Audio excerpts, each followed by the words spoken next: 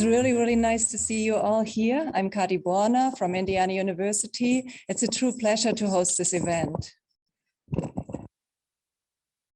The co-curator of the Places and Spaces Mapping Science exhibit. And we are going to be here for 24 hours straight. So join us on this journey. We're here to celebrate science, visualization, mapping, the holidays coming up. And here we are in the Viz Lab on the 4th floor of Levy Hall. Thank you. Some heard about the mapping. So we will give you a brief overview of what it is. It's an 18-year effort to bring a lot of maps and a lot of fun activities to many people, to schools, to libraries, to science museums. And recently, over the last 8 years, we have been also introducing interactive data visualizations. So I'm going to talk a little bit about the early 10 years of static maps, and then Todd is going to present some maps, and then the contest opens. So we have two other ladies joining us here on the stage to introduce the contest. All right, come with me. So again, welcome to 24-hour maps and macroscopes. This is an effort that started 19 years ago over a coffee and over a coffee break. And Sarah Fabricant and Kevin Boyack and Andre Skupin, Kevin and Andre are getting to present their work later today. We all were together in a very, very nice morning breakfast situation. And we thought, wow, what can we do to bring maps to many, many audiences? And so we ultimately decided, oh, why don't we bring it to public places? And initially, conferences. Like here you see us at the Association of American Geographers, and that's Kevin Boyack 18 years ago, making sure that his map is and many of us were moving these maps around on these hotel dollies, which you typically use for just suitcases, but it was perfect also for getting those maps transported. Over time, we got now have them also in the IU warehouse, and we became very, very comfortable and also knowledgeable about the loading deck heights that certain universities and institutions have to bring these crates filled with maps and macroscopes in and out of buildings. And so over time, we also got other elements to join us, including the word processor globes by Ingo Günther here. But we also have the interactive macroscopes, which you might be able to see over here, which come with a kiosk so that you can interactively engage. And so over the last 18 years, we had 10 years of maps. So site here, you get to see the very first iteration about the power of maps, then the power of reference systems, the power of forecasts, the power of maps for economic decision makers. So now we are going over to different audiences and stakeholders which have very specific interests and needs in terms of what they want to understand about science and technology and education and job markets. But also here, science policymakers and maps for scholars, maps as interfaces to digital libraries, and science maps for kids. And this afternoon, Medina and myself, we will host an on-site, hands-on session on science maps for kids. The last two iterations are all about trends and dynamics, but also about forecasts, because many of our clients and many of the visitors of the exhibit, they want to, of course, see what happened in the past and what happens today, but they're even more interested to see what might happen in the future. And then the second decade of the exhibit, which goes until 2024, is really about macroscopes, about interactive data visualizations, and how you can make data visualization so that you can zoom in, you get details on demand, and you can upload your own data ideally. And so there have been a lot of map makers around the globe engaged in this. So you see here more than 250 map and macroscope makers are now involved. And you also have many display venues around the globe, really. the way this all works is that every year we have a call for macroscopes. Here you see the call for macroscopes for the 18th iteration. So there are important dates listed here. And if you happen to be a map maker or macroscope maker, please consider submitting your work. And in the initial 10 years, there were maps like this one a map of scientific collaborations from 2005 to 2009. You see this map of NIH grants. You see a map of the structure of science, which at that moment in time was the most comprehensive map ever created. You see here mathematics on the top as the purest and maybe most rigorous science. As you go down, you get the physical sciences and chemistry, from chemistry to geoscience, to biology, to biochemistry, infectious diseases, medical treatment, medicine, radiology, neuroscience, via psychiatry, to psychology, which is strongly connected to education and how we teach, but then also over to business, economics, with an appendix into law, and then from economics over to statistics and computer science. And if you have a reference map like this, you can overlay other data sets, such as nanotechnology, proteomics, or pharmacogenomics. And this is a map done by Kevin Boyack, who gets to present his more recent work later today.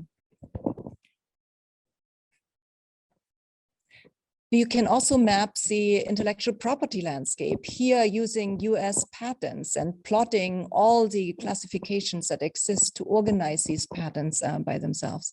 We made a map of Wikipedia activity, and Bruce Hare, who was one of the authors of this map, he is going to give a behind the scenes walk through how we make these maps. There's also the human diseasome map, which helps us understand how different genes are connected to different diseases. And there's a map of science fiction by Watt Shelley. And it's very much like Amazon. If you find a book title on this map that you like, let's say space opera, then other text titles which you see close to it might actually be very, very similar and potentially also of interest to you. So you might like to explore that, and all these maps are available online at scimaps.org. And maybe some of the others which are also on here, they could post the scimaps.org web link into the chat so that everybody has it. Here you see the Atlas trilogy. So oftentimes people came to the exhibit and they did not have time to read through 100 maps. It was just too much time that would take. So there was an interest to have some of this documented in a book that you can just open whenever you have time and learn more about these maps. So in the 2010, there was the Atlas of Science. Then the Atlas of Knowledge came into existence in 2015. And then another 6 years later, now we have the Atlas trilogy completed. And there will be a session on the Atlas of Forecasts tomorrow morning. Now, as part of the exhibit, we have these interactive data visualizations, which we call macroscopes. So here you see different iterations again. These are the initial 6 years. We now also have a 7th iteration. And all these macroscopes are highly interactive.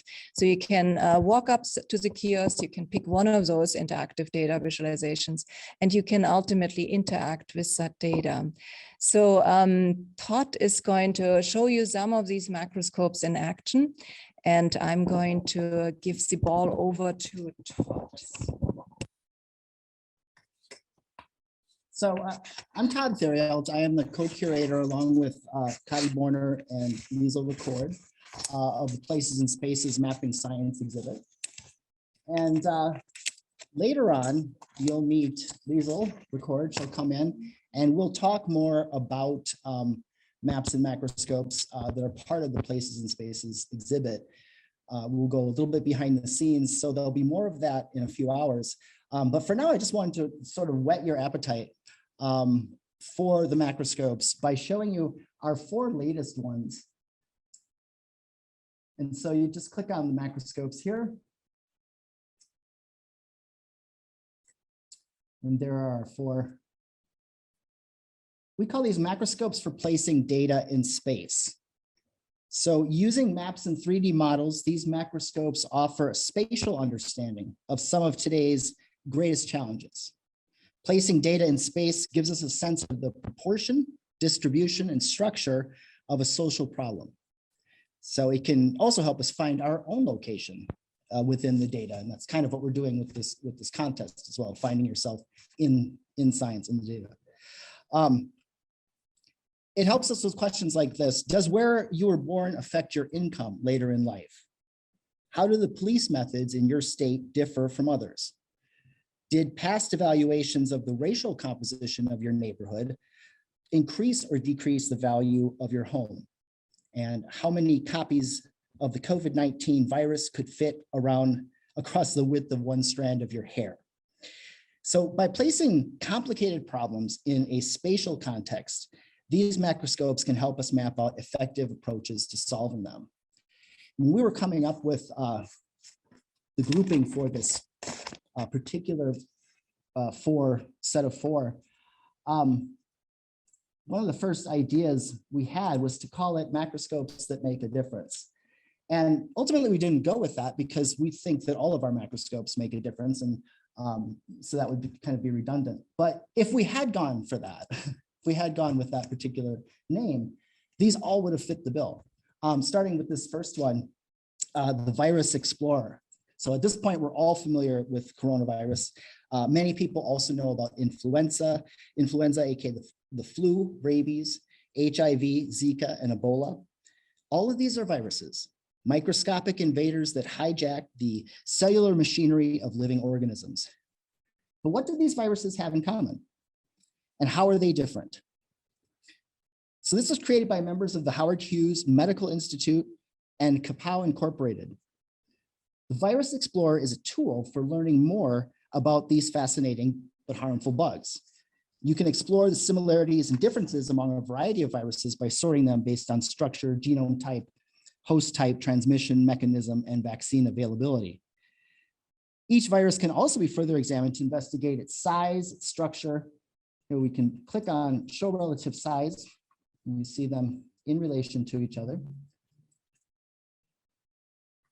And immediately we have the splash page that gets your attention and draws you in, yet it's clean and uncluttered. And I think what contributes to that is the monochromatic effect, right? These 3D virus images are so thick and dynamic that you figure there must be color to complete them. And sure enough, as you hover over them, you get these splashes of color. And so let's just click on Zika. That's kind of an interesting one. And I think this really subverts our expectations when we think of viruses, right? How can something so harmful and destructive be so beautiful, right? How can there be beauty in that and wonder? But yet there it is. So you can get this, you can look at the virus from all different angles, maneuver it around. You can also get a cross section that shows it in greater detail with some naming, and then also the replication cycle.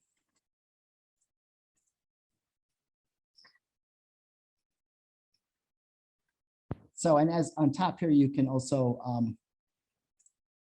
say you want to say, how are they transmitted?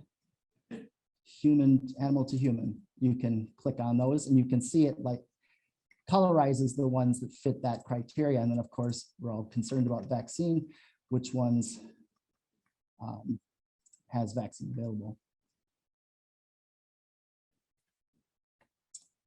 Okay. And then I'm going to go, I can't quite see.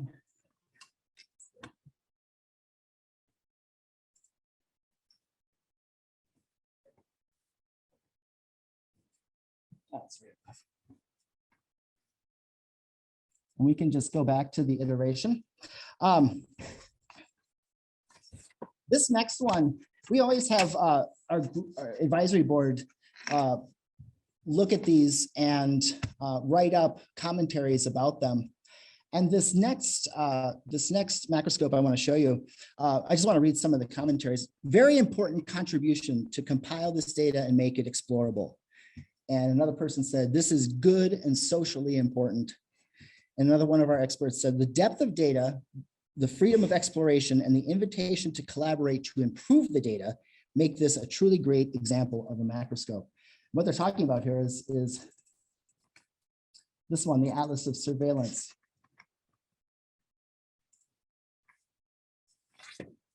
So this is a collaboration between the Electronic Frontier Foundation and the Reno Reynolds School of Journalism at the University of Nevada. So through a combination of crowdsourcing and data journalism, they're creating the largest ever repository of which surveillance technologies are being used by which law enforcement agencies. The atlas focuses on the most pervasive technologies, including drones, body-worn policing, facial recognition, cell site simulators, automated license plate readers, predictive policing, camera registries, and gunshot detection. And so the aim of this atlas is to serve as a resource for journalists, academics, and just concerned members of the public, right? To check what technologies are used locally and how different technologies are deployed across the country. And what's interesting is right away, you can see this sort of, alarming things that kind of invite you in. What is going on here in Western Tennessee? Let's see. What we have here is a very pervasive use of predictive policing. And you can see how that clusters up here.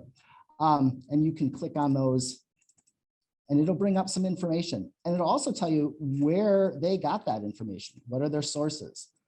Sometimes, obviously, people aren't exactly forthcoming with these, so it does take some investigative work.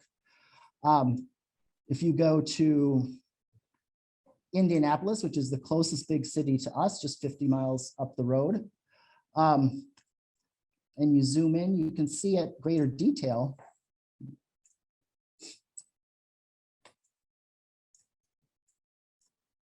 where particular places are. I don't think you can see this on the side, but if you want to look, there's 6 examples of body-worn cameras. Drones are used in 4 places, and it highlights on here when you click on it to show where that's all going. So this is a great resource for people who are interested in this topic, which is becoming more and more of an issue. You can also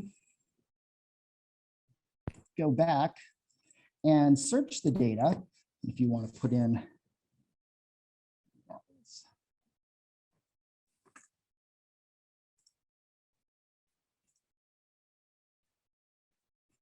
And it'll show you here, again, a different view with a different information, including vendors, right? Who's providing this?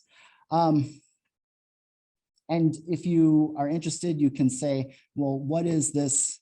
What is this particular, what's automated license plate readers? And it'll give you some information about that. So this is a wealth, it's a very thick macroscope, it's a wealth of information as part of this. And so,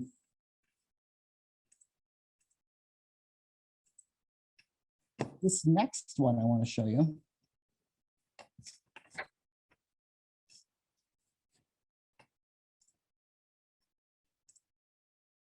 is called Mapping Inequality, and it was created by digital historians Robert K. Nelson and Ladale Winling. This allows users to explore the infamous redlining maps and area descriptions produced by the Homeowners Loan Corporation, a New Deal agency, between 1935 and 1940.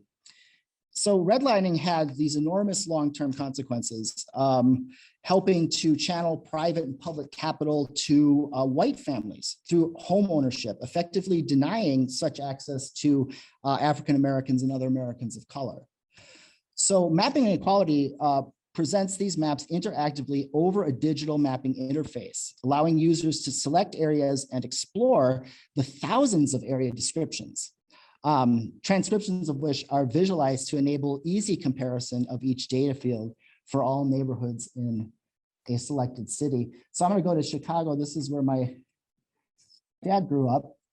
And you can see on the side, they have some descriptions. So for this one in area C-133 on the south side of Madison Avenue is a large preserve. This, however, is a doubtful advantage because of the invasion of picnicking throngs in summer months. So these are all descriptions going towards people thinking of investing money in these areas. C237. This is an old district and may be said to be declining due in large measure to the threat of colored encroachment into the area from the north. So this is actually an agency telling investors where they should spend their capital. And so there's a real clear connection between the way that these are described and categorized and real economic financial decision policy. And it can be quite sobering. You can click on these areas and see more of this. And then also, this is really cool. You can kind of go in and show the actual scans. This is a great digital history project. And I think that there's something really striking about seeing this type of discrimination in black and white, right here, right on this sheet of paper. And it's a great example if somebody says, what is, systematic racism? Here it is, here are the receipts, here are the documents. So this is an incredibly valuable, as I said, all of these maps that make a difference, and that one certainly fits. And then our last one here is the Opportunity Atlas. So this is a really cool one. As this macroscope demonstrates, the neighborhood in which a child grows up plays a substantial role in determining his or her future economic mobility. We all kind of, I think that, yeah, that probably makes sense. Well, here's the actual proof of it, right? And you can do a dive into the information. A substantial role in determining his or her future economic mobility.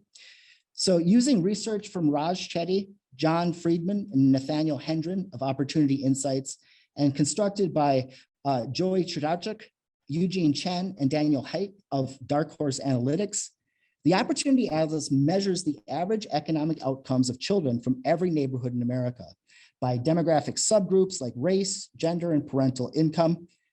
And so this is an essential tool for policymakers. And I talked to John Friedman at Opportunity Insights, and he said that, yeah, this is a tool that is used by mayors of cities, councils. I'm just going to put okay. And so we can go to these areas and get a closer look, and you can see how if you change the parameters, how that affects the economic data. You can do that by income, by race, by gender, and there's a whole other, there's a number of values here that you can look at. So this is obviously a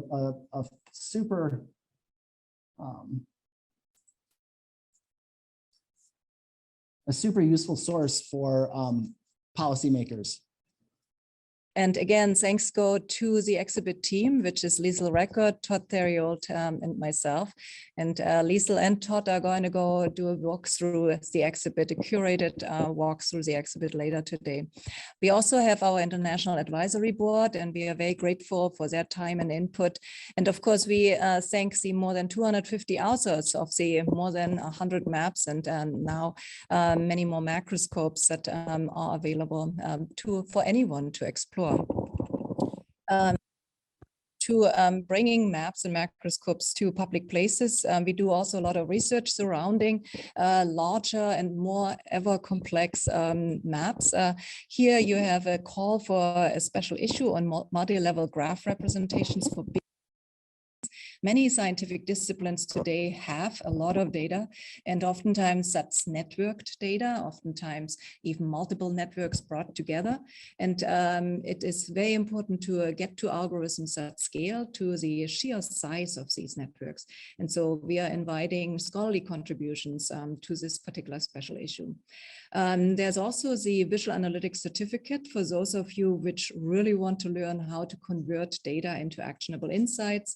The next course starts in January next year. We have a lot of companies bringing in their employees, but also government institutions, and of course, anyone who wants to flex that data muscle and learn how to render temporal, topical, geospatial, and network visualizations in a meaningful way. So you can go to visualanalytics.cns.iu.edu to learn a lot more about that course and also to register. And this is also through the IU system. So students which are here at Indiana University also get to benefit from all this material created for the course. We also are especially proud to host the International Society of Scientometrics and Informatics conference here in Bloomington, Indiana in summer 2023, hopefully all in person, maybe with some hybrid virtual option. But we are very much looking forward to welcome all of those which are advancing the mapping of science by scientific means here at Indiana University. Those of you which like books, there are many of them. There are textbooks and atlas books and Springer books. And so please feel free to enjoy them. There's also a book reading this coming Monday. So we do 24 hours here and then another book reading on Monday. And we hope to see you there in person if you can. Now coming over to the 24-hour event, it's our true pleasure to have not just us here in Bloomington benefit from all of it, but to have people from around the globe able to join us all and also to contribute to all of it. And so here is the schedule of events. And as you might have seen, it's 25 different events that are taking place over the next 24 hours. And I see a number of the speakers and presenters and hosts already on the Zoom. It's really, really nice to see you here. For now, let us introduce the contest that is also going on. And I'm welcoming here Eleanor Goldstone.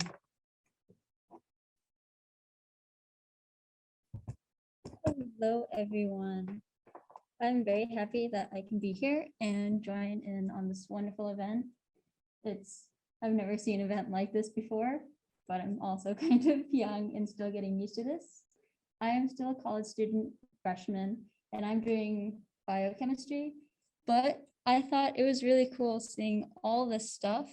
And I'm going to be talking about how we're kind of going more into the art for this contest and having like a multidisciplinary contest between art and science. And not just like any type of science, like all these maps are about all different types of sciences. And that's also what we want to put into the contest, show all the different versions of science. So this is our website on Instagram for it. And you can look here and see all the different events and presentations that's going to happen. You can also go to this link and Mitchell, go to another link. And then this is how you can submit to our contest. We already have a few submissions under this hashtag 24-hour science. Still warm leads you to this document, and then you can put in your age group and a lot of other information. I know it can seem annoying to put in your information, but this is basically just so we can do cool stuff with the data, figure out where you are, see what opportunities, show like how global this whole contest is. And then the age group is so we can like pick people from different age groups for the prizes, which I'll get to in a second. The Instagram handle, the contest is through Instagram, so we need that so we can like tie the contest to you so we know who wins. But yeah, when you submit, you should make sure to tag our Instagram and also include this hashtag so we can find in searches. That's how we found all these other searches, obviously. So once you fill out this form, you can make a post. I'll make an example post. Last night, I quickly made something. It's kind of silly. It has just a bunch of different chemistry and sciencey things on it. But yeah, you can make the post however you want, as long as it has something to do with science. And that's as free to interpretation as you want. Yeah, you can use whatever filters you want. And then just make sure to include the hashtag for 24 hours. And yeah, then you can post it and share it, and then everyone can see. Well, technically that should have worked.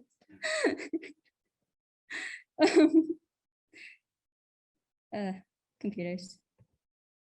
Am I right?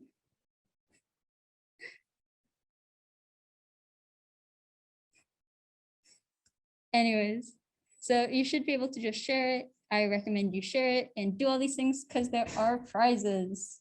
The first prize gets $100, which is really cool. The second prize gets 70, which is still a lot, and then 30. And of course, you're just sharing all this information also with a ton of other people and spreading the news of science, which is always really amazing. And it just shows how global this whole project is. And it's just nice to have the whole community participate in this project. So yeah. I would have a question for you. I have a question. see it works. People, yeah. I got a question. Could people share other people? Yeah. Might be other questions from the audience also. Please do feel free to ask. If you, what happens if I have a cool picture and I want to post it for them? Is this all right? Definitely give credit to the original owner of it. But if they don't have an Instagram handle and you want to share it and they want to share the artwork, then of course, that's awesome to be able to like just share and contribute together. And show a map, like if I just want to show myself doing some scientific activity. See, my thing obviously did not show a bunch of doodles and it was just supposed to be fun. You don't have to be good at art at all. The whole point is just to have fun and be like creative. So very, very much. I wanted to just guide you one more time through this list of events that are in front of us. So we are currently at the 12 p.m. A member of the global family join us here, and she will be in front of the camera in a moment. So 12 o'clock, we are right here. Then at 1 o'clock, we will have a panel of map makers. And so we will all sit here in front of the get to see some really cool maps, but also you get to then we have Bruce here. He just also tell you a little bit more about how these maps are actually made. So there's a behind the scenes setup planned. And then we go over to a presentation of map making with one of my heroes, Xiaomei Shen at Drexel University. He is going to show you what kind of maps he has been making. And he's also the editor of the Information Visualization Journal. So you might know him from that activity. And then at 4, very excitingly, we have an entire salon with very many different contributors from the arts and humanities, but also from engineering and science, of art and science and engineering that we are trying to facilitate here, because it's only when all of these meet that we truly can do magic and we can truly attempt to solve some of the challenges that this world is facing. Then at 5:30, we have a hands-on session here back in Ladio Hall. Medina and I, we will have all kinds of hands-on activities for children of all ages. So feel free to come join us here. And at 6 o'clock, Todd, Theriault, and Lisa will give a guided tour of the exhibit. So this will be with screen share, so you will be able to have much higher resolution of the maps and macroscopes. We have you see us here and in this initial hour. Then at 7 p.m., Kevin Boyack, one of the early map makers, and actually the map maker that I first worked with, he will present on his contributions to making global maps of science from all kinds of different vantage points, and also trying to make sure that it's globally accurate and locally accurate. And he has been working on this for a long, long time. And he was also the first who brought these maps out of the hands of experts and major national labs into the hands of really anyone. And that's really the ambition behind what we are doing over the next 24 hours, that we believe that it's not just the rich and famous which have access to this now, but it's really anyone who has a lot of data, either in their personal lives from Fitbits or from bank account statements, etc., but also in their professional lives. And we would like to empower all of you to take that data, to render it into meaningful data visualizations,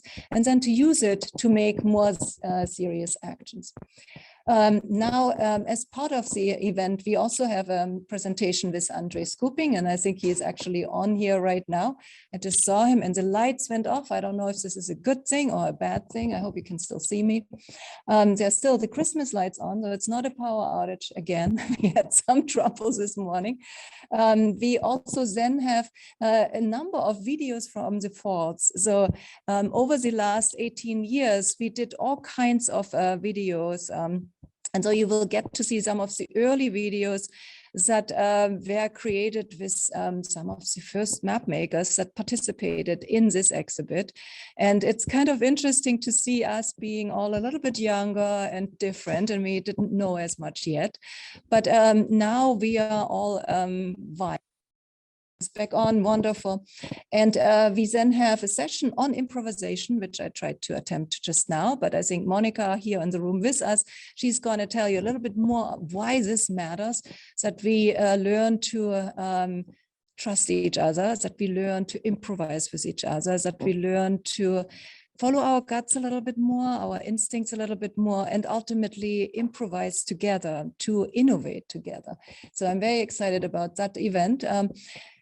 And at 11 o'clock, to end the day here in Bloomington, right before midnight, we will have Ingo Günther come in, and he will present on his Word Processor Globe series and on many of the other artistic and journalistic experiences that he is creating. At 12 o'clock then, we go over to Australia. We do go around the globe, and Keith is going to present on his sub. You might be very familiar with those maps to find your ways in big metropolitan areas, but here it's a subway map of trains of thought. So you are very welcome to join us there.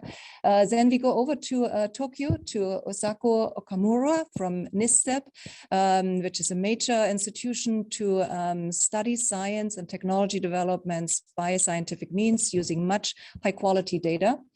And after that, we go to China with Yanwei Shen at the Chinese Academy of Science, and he's going to present on his work on mapping science, study of science by scientific means. Then we have another 1 hour on Macroscopes Dissected, and at 4 o'clock, there's a presentation with Sören Auer and Salomon Kabongo Kabenamomulu in Germany, in Hanover. And very interested to see them present at a time when it's 4 a.m. here. At 5 a.m. our time here, we go over to London to have Joan Mateos Garcia present from Nesta, a very, very important institute that, again, also studies the economics, but also science and technology progress, as all of this is connected. In fact, without education, you wouldn't have any science and technology progress. And many of us are now also studying the impact of the pandemic on the job market landscape. And so it's interesting to understand how these different landscapes interact with each other. We then go over to Poland, and Wisława Ozinska is going to present on her recent book, but also on her work on mapping science. Some of this work is in Polish, so those of you which can speak this language will have an advantage. Next, we go to Paris with he does really wonderful animated work, and several of the macroscopes are from his team. Also, one of the contest submissions is from his team. You might have seen that. And so please do enjoy the contest submissions, submit your own contest entry, but also ultimately help us rate and judge these submissions by upvoting them.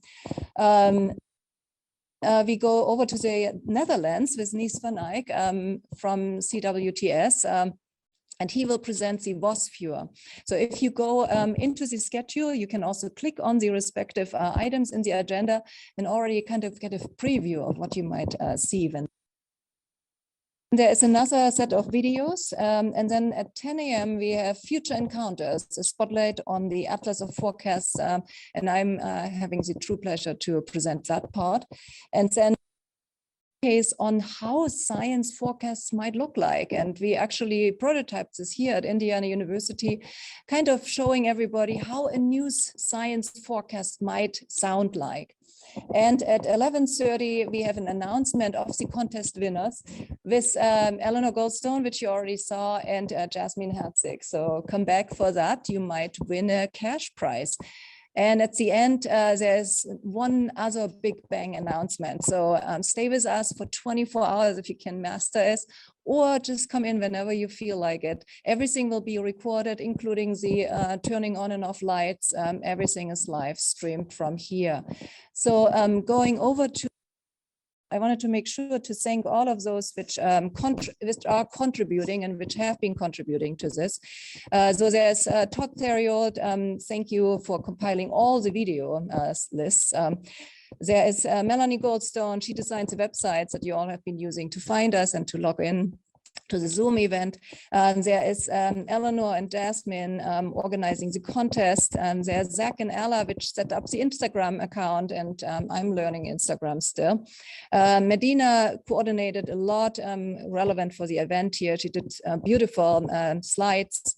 Then she also worked very closely with Martin and with Matt and Tracy to advertise this event. Dave Cooley, some of you might have encountered initially. He was the one who set up the Zoom and makes sure that we are safe of bombing and everything else that can happen here online. Andreas Bückle is still setting up lots of camera equipment as we speak. And Monica Herzig provided great jazz music, which some of you might have enjoyed and will enjoy later today. I should also point out that this event is very by Maury Goldstone. Thank you, Maury, for this. You inspired this. Thank you very much for that.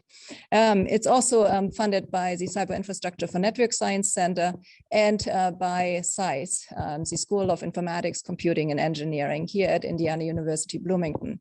All right, we have the true pleasure to have Monica here with us, and she's going to tell a little bit more about the 10 o'clock event this evening, because we all want you to improvise and innovate together with us.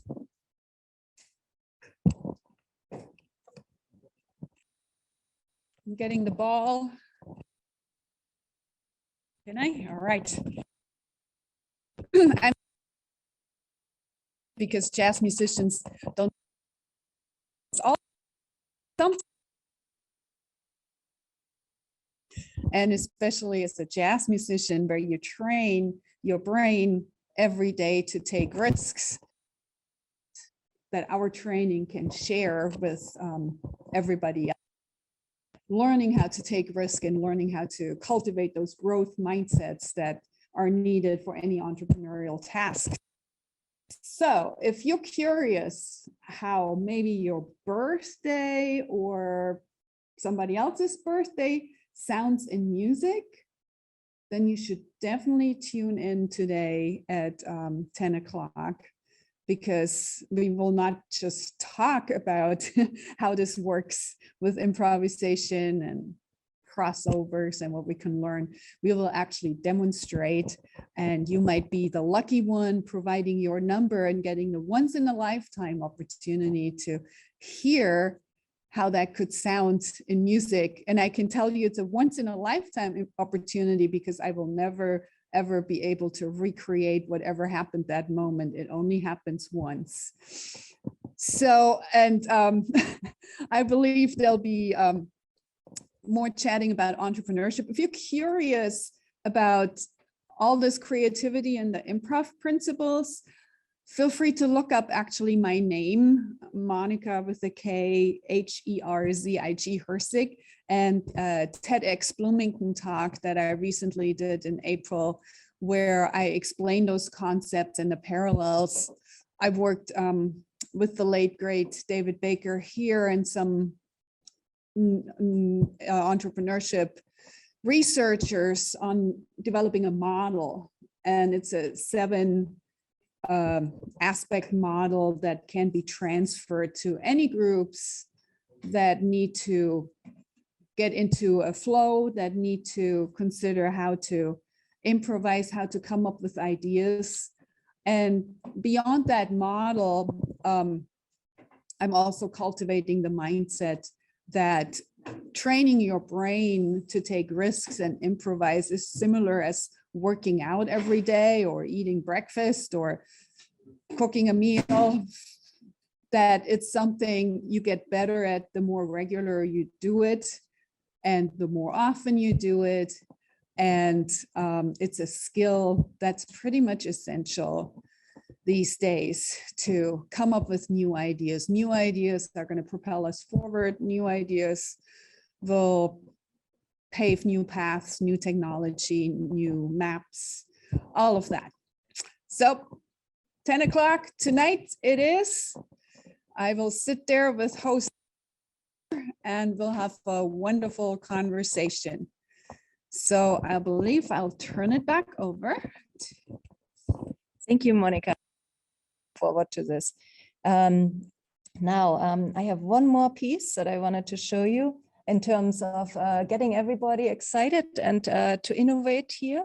And so what you see here, one of the contest submissions that you might have seen on Instagram is one with the wheel. Zach Herzig, he is actually a wheel artist, and he gave us a preview of what this art can do for all of us. And so we did a session in Luddy Hall downstairs in our beautiful signature building here to help everybody understand how to actually in a very physical way navigate everything.